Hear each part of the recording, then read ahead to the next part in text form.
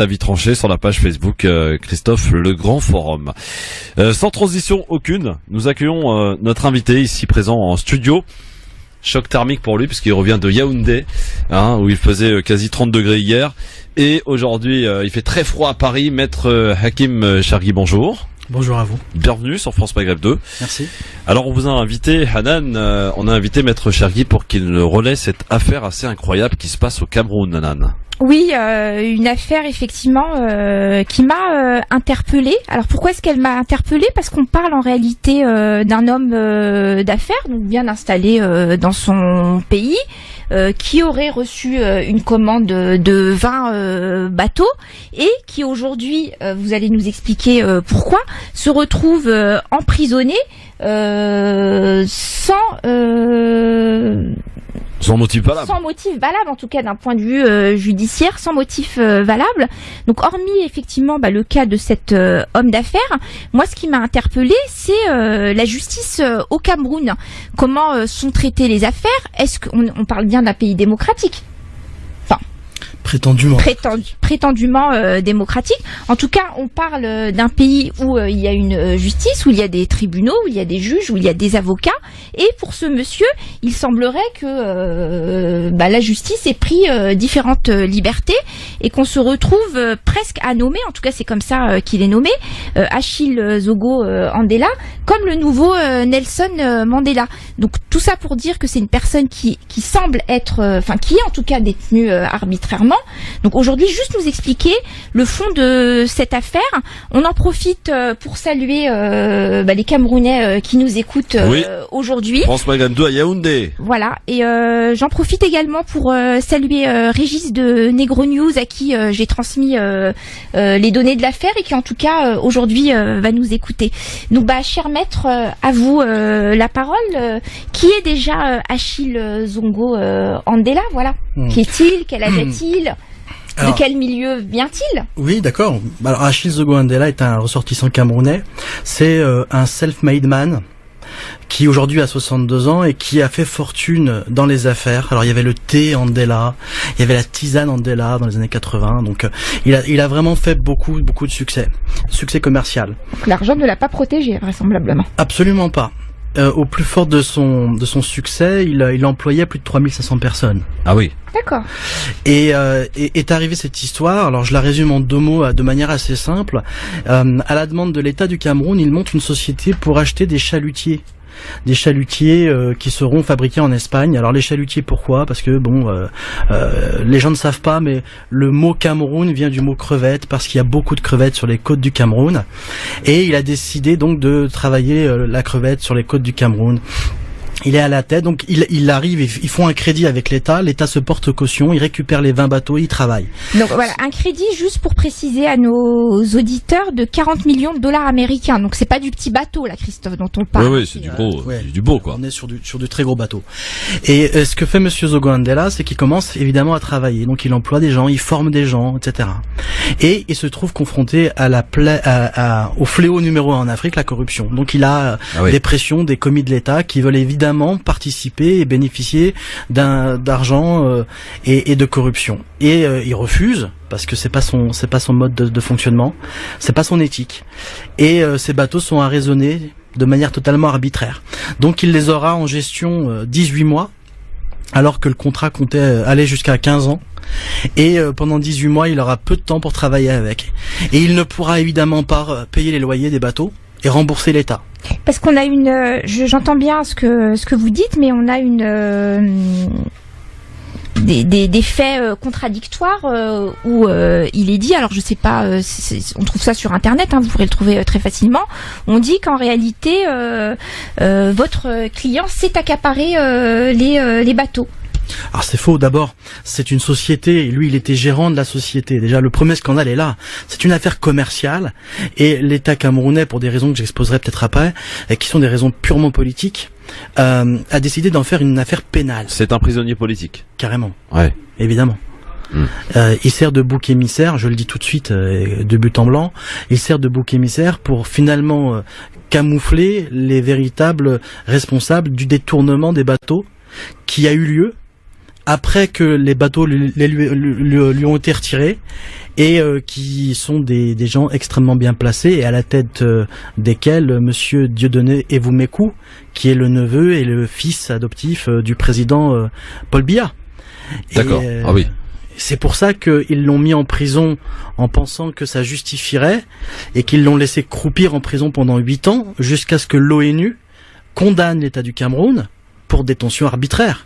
8 ans sans jugement. Il est en prison depuis 2011, hein. Exactement. Voilà. Et pour des faits qui remontent à 96. Oui, oui. Donc c'est dire. Et on se rend compte au final que tout ce qu'ils font, et c'est un peu les difficultés qu'on a aujourd'hui dans le procès, c'est que on voit qu'ils sont en train d'inventer des preuves. Parce qu'ils n'ont pas pris la précaution, imbus d'un sentiment d'impunité. Ils n'ont pas pris la peine de préparer un dossier. Donc aujourd'hui, ils confectionnent un dossier et ils confectionnent une histoire, mais a posteriori. Et ça, c'est ce qui nous permet de les contredire point par point. Alors juste pour revenir peut-être de manière un petit peu plus claire pour nos auditeurs. Donc Oui. il y a eu en tout cas un crédit de contracté pour l'achat de 20 bateaux. Ces bateaux-là ont commencé à être exploités Tout à fait. par votre client. Et qu'est-ce qui s'est passé à partir du moment où ils ont été exploités? Parce qu'en réalité, entre le moment où ils ont commencé à être exploités, donc en octobre 2002, je crois, jusqu'en mars. Un peu avant, 99. D'accord. En tout cas, entre le moment où ils ont commencé à être exploités et le moment où les bateaux ont été mis sous séquestre en 2003, qu'est-ce qui s'est passé? Pourquoi est-ce qu'ils ont été mis sous séquestre, ces bateaux-là? Ah bah c'est simple. Comme ils ne voulaient pas payer. Non-paiement. Non, c'est pas ça. Ce qui s'est passé, c'est comme ils ne voulaient pas payer. Non, les loyers, il en a payé une partie. Mais comme les bateaux ne pouvaient pas sortir du port, vous aviez des décisions qui provenaient de la marine marchande qui arraisonnaient les bateaux. Donc on lui a mis des bâtons sous les roues. Ah clairement, voilà, clairement, mais peut m'expliquer plus ou moins son fils hier au téléphone. Oui, non, clairement, on lui a mis des. Alors c'est dans le détail, il manque un timbre, la phrase n'est pas correcte, donc le bateau est arraisonné pendant 30 jours. Mais pourquoi? Bah parce que vous ne graissez pas la patte à tous les échelons de la hiérarchie. Mais votre client, je veux dire, moi je suis marocaine et je le dis de manière très détendue, il est camerounais. Il sait très bien comment ça se passe là-bas. Pourquoi est-ce qu'il n'a pas voulu graisser la batte? Oui. Ah bah parce que c'est pas son éthique. Il faut savoir qu'Achille Zogandela... Vous êtes en train de me dire, excusez-moi maître, avec tout le respect que je dois à votre client, que du jour au lendemain, cet homme est devenu incorruptible. Enfin, je veux dire, pour atteindre ce niveau de puissance économique, derrière, forcément, on le sait, après, je m'avance peut-être, que pour avancer puis pouvoir embaucher 3200 à 3500 personnes, c'est que derrière, on a fait plus ou moins pas partie du système. En tout cas, on s'est adapté au système. Pourquoi du jour au lendemain, il a décidé de ne plus répondre à ce système-là et de dire stop à la corruption? Bah parce que vous partez du postulat qui, à mon avis, est une erreur fondamentale, que on ne peut pas réussir dans les affaires dans ces pays-là sans forcément être soit corrompu, soit corruptible. Mais si vous me dites ce qui n'est pas le cas. Non, il l'a pas été. Corrompu, c'est très bien. Il l'a pas été. On a affaire à un homme qui n'a jamais volé un franc. Et dans le dossier, c'est même pas du vol en réalité, c'est le système qui veut ça en fait. Bah c'est du vol par rapport à l'argent qui provient de l'argent, qui est l'argent public, c'est l'argent public, donc c'est l'argent du peuple. Donc forcément, un détournement, c'est toujours une forme de vol, vous voyez. Ce que je veux dire, c'est que c'est quelqu'un dans ce dossier-là, c'est un dossier qui dure depuis, on va dire plus de 10 ans. C'est un dossier épais, il y a plusieurs dizaines de milliers de pages. Je n'ai pas trouvé la moindre page, le moindre début de commencement de preuve d'un détournement de Zogandela. Je vais vous donner un exemple très précis. L'État camerounais a demandé à l'État français de faire des recherches et de prendre les comptes bancaires qui étaient tous domiciliés en France. Ils ont pris les 3 comptes bancaires, ils ont tiré 10 ans de relevés. Et ils n'ont pas trouvé un virement suspect. Au point où même le procureur de Paris a dit je ne peux pas saisir, il n'y a rien. Il n'y a rien dans ce dossier. Alors que pourtant les juges disent mais tel jour vous avez fait un virement de $600,000. Alors que c'est faux. D'accord. Donc on comprend bien en tout cas qu'il y a un acharnement, selon vos dires, en tout cas de ce qui apparaît de cette affaire concernant votre client, qui donc vous l'avez spécifié est pour vous un prisonnier politique. Il se trouve quand même qu'il est injustement enfermé depuis, je crois, 2011. Voilà, sans jugement réel, sans savoir pourquoi il est en prison. Et on a eu à lui demander, en tout cas, les conditions de détention, parce que c'est important. Donc à Yaoundé, je vous propose de l'écouter. Achille, qu'est-ce que vous pouvez nous dire sur les conditions de détention qui sont les vôtres depuis 8 ans? Les conditions de détention comme dans toute prison africaine, sont dures. Et dans le cas d'espèce, nous vivons dans un environnement très insalubre. Un environnement où l'espace vital est extrêmement réduit, sans compter les rats, les cafards, les odeurs, les morts qu'on doit voir, qu'on doit supporter. Parce que vous savez, lorsque un prisonnier meurt ici, généralement, il reste au moins dans la petite infirmerie de la prison quelques heures, voire souvent plusieurs jours avant d'être évacué vers un cimetière. Enfin, moi j'appelle ça cimetière parce que je vais être poli, mais en fait il y a un espace ici dédié au corps des prisonniers. C'est des espèces de fosses communes à soi, au cimetière de soi.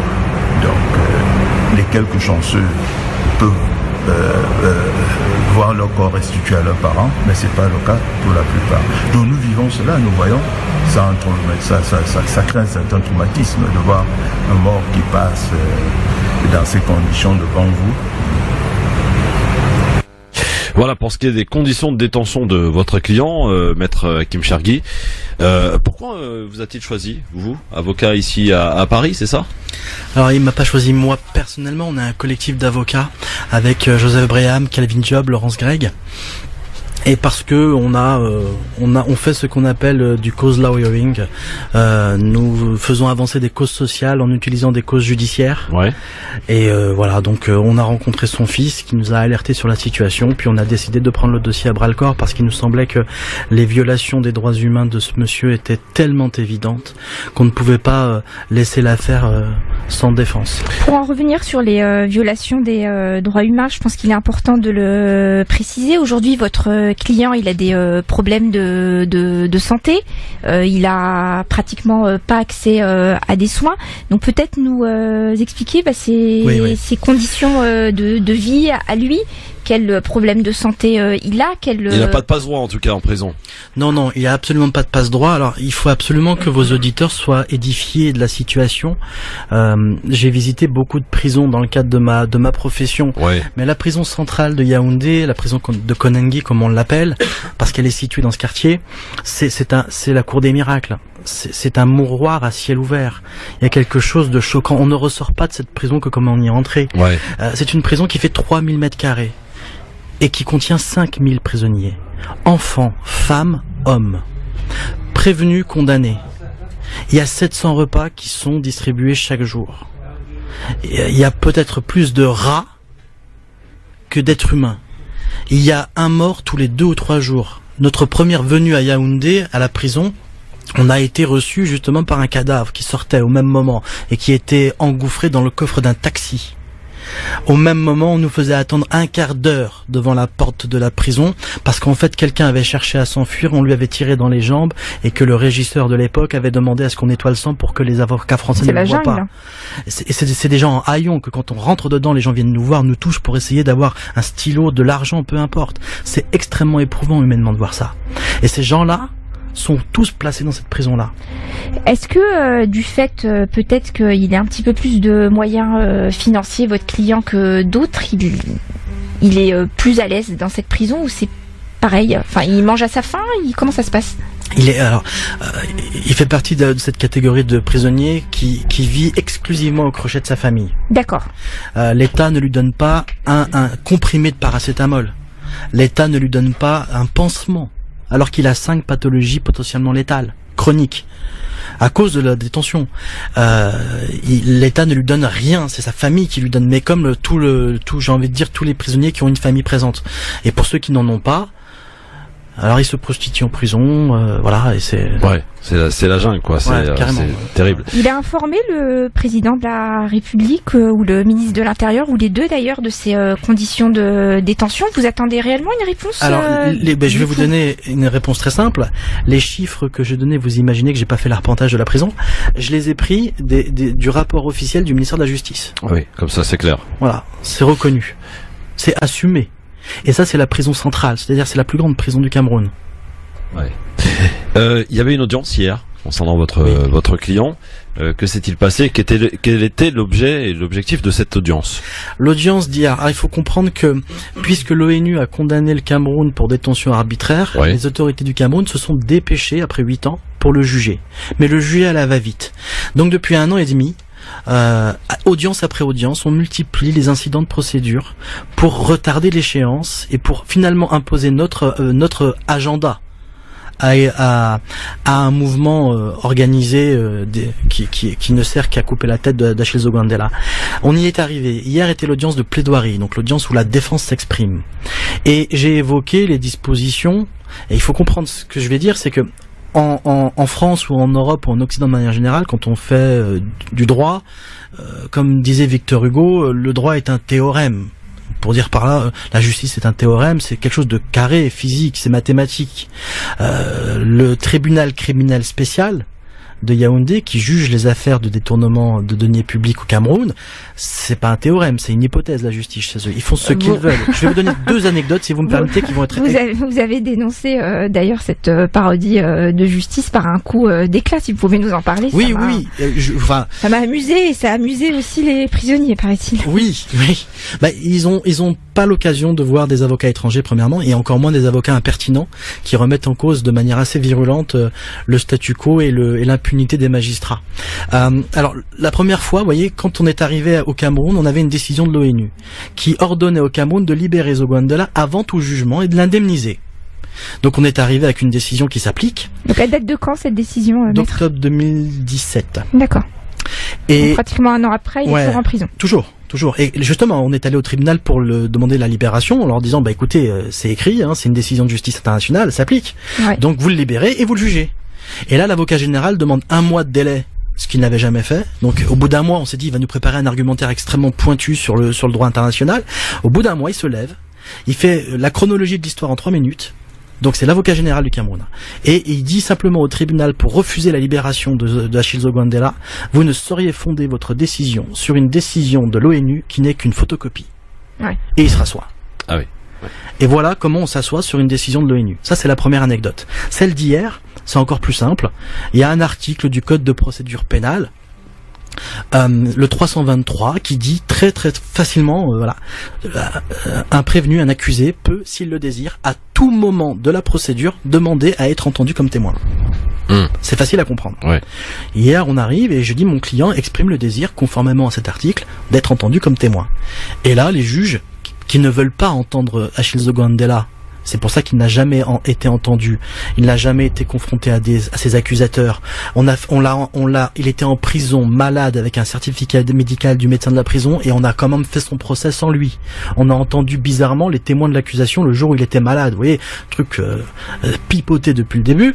Et pourquoi? Parce qu'il a des preuves. Il a au moins 1000 pages de preuves, de virements, de trucs qui mettent en cause les commis de l'État, et vous mes coups, des ambassadeurs qui ont récupéré les bateaux et qui depuis 15 ans les administrent et les gèrent et récupèrent l'argent à des fins personnelles. On a les preuves de ça. C'est lui qui s'est fait voler finalement dans l'histoire. Oui, bien sûr. Et moi je dis que lui il servait de cache-misère par rapport au détournement qui aujourd'hui a encore lieu sur ces bateaux-là. Et donc le juge dit non, maître, on ne peut pas l'entendre comme témoin parce que c'est la plaidoirie. Alors là, j'ai été obligé, je suis rentré dans ce qu'on appelle chez les avocats la défense de rupture, qui a été théorisée par Jacques Vergès. C'est-à-dire que je considère que dès lors que le tribunal, et c'est ce que je leur ai dit, dès lors que votre juridiction viole la loi, elle perd le titre de juridiction. Et vous savez, moi, le serment que j'ai prêté en tant qu'avocat et le sens que j'accorde au port de ma robe m'interdit de porter ma robe en dehors d'une enceinte judiciaire. Or, vous n'êtes plus une enceinte judiciaire. Donc je leur ai dit, pour la première fois de ma carrière, je me suis déshabillé. Ah oui, vous avez enlevé la robe. J'ai enlevé ma robe et je l'ai jetée sur le banc, et par signe de défi, je me suis installé et il y avait un journal devant moi, j'ai croisé les jambes et j'ai ouvert le journal en les laissant continuer leur cirque. Comment ça s'est terminé? Et ils étaient extrêmement gênés, ils ont fixé une date pour le délibérer. Ouais. Le 13 novembre prochain, il sera, je l'annonce sans être Nostradamus, il sera condamné à l'emprisonnement à vie. À vie? À vie, bien sûr. Ils font au poids. On lui reproche 30 milliards de francs CFA, c'est la vie. Aujourd'hui, qu'est-ce qu'il va faire qui peut être libéré, cet homme d'affaires en réalité? C'est simple. je crois que la pire des choses pour permettre à l'injustice de se généraliser, c'est le silence. D'accord. Premièrement, il faut que tout le monde sache. Il faut que les gens qui veulent le mettre en prison, qui veulent le maintenir en prison, qui l'ont mis en prison parce qu'ils pensaient qu'il était petit, seul et isolé, se rendent compte aujourd'hui qu'il n'est pas seul, qu'il n'est pas isolé. Est-ce que c'est un cas à part ou est-ce que... Non, ce n'est pas un cas à part. Sauf que lui, ce qui distingue son cas des autres cas de l'opération Épervier, c'est que lui, c'était pas un homme politique. Il a jamais fait de politique. D'accord. C'était simplement un industriel. Oui, mais il a pas fait de politique, mais il a simplement, j'allais dire, peut-être entravé ou gêné les politiques. Évidemment. Dans son action, dans ses affaires. Évidemment. Ouais. C'est là toute la nuance et c'est là peut-être la complexité. Président, il y a des choses. Nouveau, il a de nouveau que le nom, c'est le même. c'est le même système. Non. J'ai envie de vous dire, le contexte politique, à la rigueur, importe peu. Ce qui importe, c'est d'avoir cette constance dans le combat judiciaire, de dire que cette personne-là, et moi, ce que je dis là, je l'apprends de Achille Zogandela. C'est un homme extraordinaire. Vous avez évoqué Mandela, mais je peux, sans trembler du menton, vous dire, oui, effectivement, il s'inscrit dans la lignée de Mandela, ce cas-là. C'est quelqu'un qui, en 8 ans de prison, et il faut savoir qu'il est passé par, on lui a retiré, enfin, il a perdu son épouse, ses enfants, on lui a retiré ses biens, on lui a gelé, on a pris son argent, il a plus rien. La première chose qu'il m'a dit quand il a toujours un fils qui se bat pour lui, je tiens à préciser. Oui. Voilà, c'est Cyril, important de le dire. Salue et, oui, on salue, et qui fait honneur évidemment au combat. Et la première chose qu'il m'a dit, Achille, qui m'a particulièrement touché, c'est qu'il m'a expliqué que il a connu la fortune. Il revenait de New York quand on l'a arrêté. C'était un vrai businessman. Et il a connu la pire des pauvretés. Dans la pire des prisons. Et il me dit, je remercie quand même Dieu. Je lui dis pourquoi? Il me dit parce que Dieu m'a permis de conserver ma clairvoyance. Et il a une philosophie de la vie, il a un charisme qui est extraordinaire. En 8 ans, il a appris le code pénal et le code de procédure pénale par cœur. D'accord. Il nous sort des principes juridiques du droit romain, on est tous ébahis. Il est meilleur que ses avocats, j'ose le dire.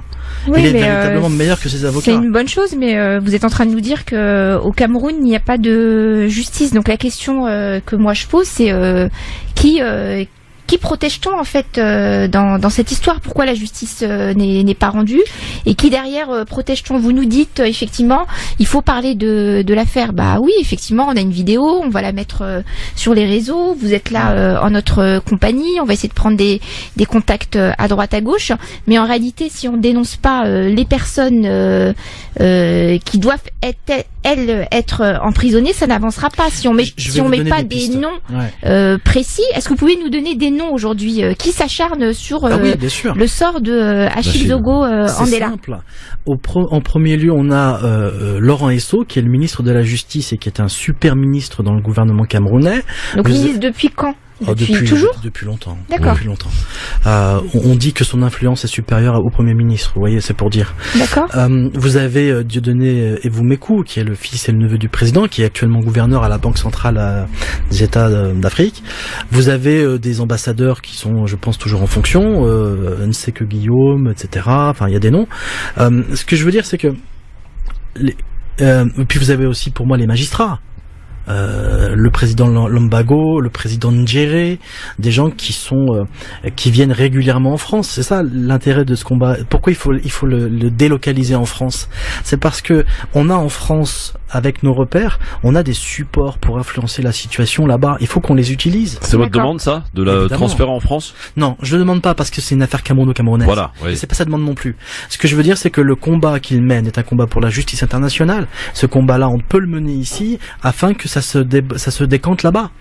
Et je pense et je sais que les Camerounais sont extrêmement sensibles au fait qu'il y ait des avocats blancs,